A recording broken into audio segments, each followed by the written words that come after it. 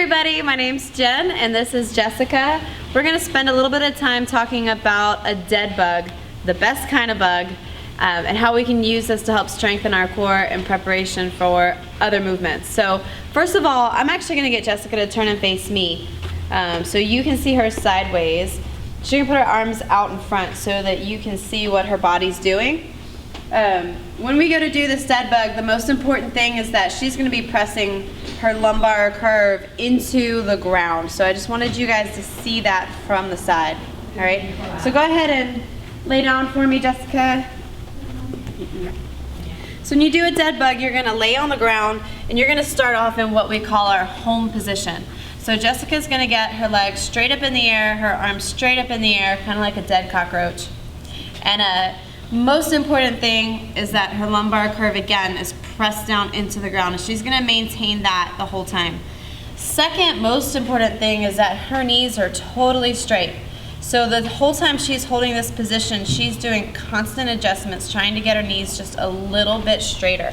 Now, not everyone's going to have the hamstring flexibility to be able to do that. So if my hamstrings in the back are tight, then I can actually, if this is as high as I can get my legs, then I would prefer legs to be lowered a little bit, still with straight knees, as opposed to legs up higher with bent knee, right? So if you can't get your knees straight, then drop your legs so that they can stay straight. Last, her arms are straight up. She's kind of reaching with her arms, but her shoulder blades are still pressed back, and she is tucking her chin, making a nice double chin, very pretty, on the floor. So this is just the home position. This is how we start. Hold this here for about 30 seconds, rest, work up to being able to do that 2 or 3 times before moving on. Jessica is pretty strong, so I'm gonna move on. Once you can do that, you're gonna do what we call a contralateral dead bug, which is gonna be opposite arm and opposite leg. So in unison, she's gonna move her arm and leg back slowly with control. Lumbar curve stays pressed into the ground, and then she's gonna return them back into that home position. And I want you guys to notice how her arm is not moving at all. Her leg is not moving at all. So go ahead and do the other side, Jessica. Yep, arm and leg don't move. You're really gonna be tempted to let this arm start to float back with it. You're gonna be tempted to bend that knee. So go ahead and do one more on each side.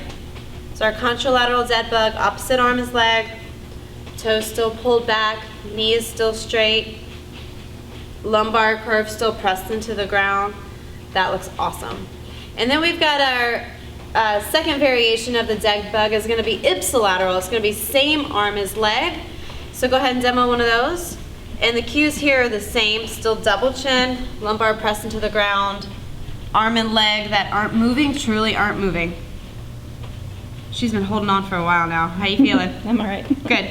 All right, and the last variation are more advanced is going to be a 4-way dead bug. This is where it's going to be really tempting to let that lumbar curve come off the ground, so you're going to have to pay close attention to keeping it really pressed in.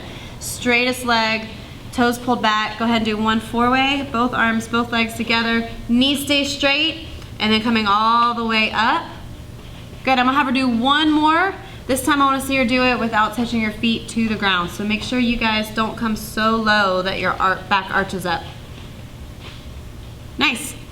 So you can do these, a couple sets is great. Start off at about 30 seconds. Take a 30-second rest and do it again. You can work up to doing 45 seconds, and then you can work up to doing even a minute. Look for more advanced versions of the dead bug coming up as well. Have a great day.